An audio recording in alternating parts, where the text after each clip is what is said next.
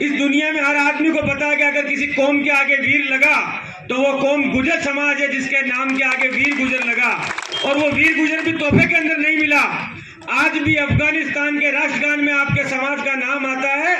आज भी जब पन्ना दाई की हम बात करते हैं तो हमारी भुजाएं फड़क जाती है कि स्वामी भक्ति के लिए उन्होंने अपने बेटे की गर्दन कटवा दी, लेकिन वो पीछे नहीं हटी। आज भी जब देश की आजादी की बात हम लोग करते हैं तो 1857 की आजादी के बाद इस देश के अंदर धन सिंह कोतवाल के रूप में मेरठ से जो आवाज उठी, उसने अंग्रेजों के दांत खट्टे करने का काम किए।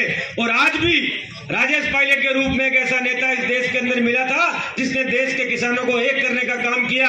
और उसके बाद जब गुजर समाज अपनी बात को और अपनी पहचान को भूलने लगा, उस समय कर्नल किरोड़ी बेसला के रूप में एक अवतार आया जिसने गुजरों को पूरे देश के अंदर एक करने का वापस काम किया।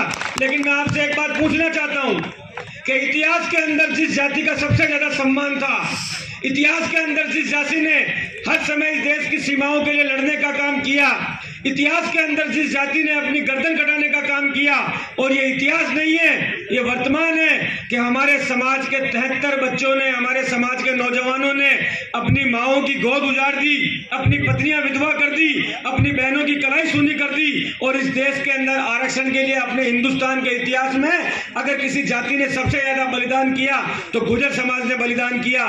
लेकिन इतिहास के अंदर हमसे एक गलती हो गई। हमारे पास लठ भी थी, गदा भी थी, तलवार भी थी, लड़ने के लिए शेर का कलेजा भी था और कटवाने के लिए गर्दन भी थी, लेकिन उस इतिहास को लिखने के लिए हमारे पास कलम नहीं थी। कलम नहीं थी।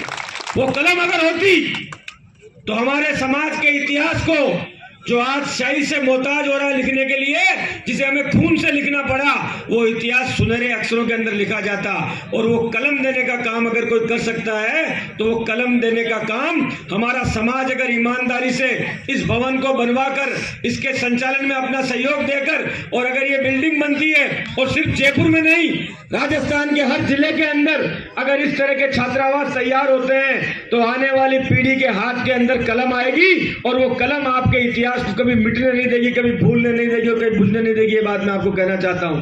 या मुझे एक बात पता है, यह आया हुआ एक भी आदमी, ना अतिथि और ना सुनने वाले लोग, कोई भी यहाँ लेने के लिए नहीं आया है। यहाँ पर सब लोग करने, और कोई देने के लिए भी नहीं आया है। यहाँ पर हर आदमी करने की भावना से आया है कि जिस समाज के अंदर मुझे पैदा होने का मौका मिला, अगर मुझे अवसर मिले तो मैं उस समाज के कर्ज को चुकाना चाहता हूँ। अभी हेम सिंह जी कह रहे थे, और हम जानते हैं मेरी विधानसभा के अंदर 20,000 भी गुजर पूरे नहीं है। इनके यहाँ भी 20-25 हजार लोगों का मामला है। हम तो 36 कौम को जोड़ के एक एक बिरादरी को साथ लेके उसके बाद राजनीति के अंदर उतरते हैं। लेकिन जिस कौम के अंदर जन्म लिया, जिसका दूध पिया, कभी आपके समाज की लड़ने की बात आई तो ना धीरज गुजरने, ना हेम सिंह पठाना ने आपको पीठ दिखाई, बल्कि हम लोग आपके साथ खड़े हुए और मजबूती से आपकी लड़ाई लड़ी।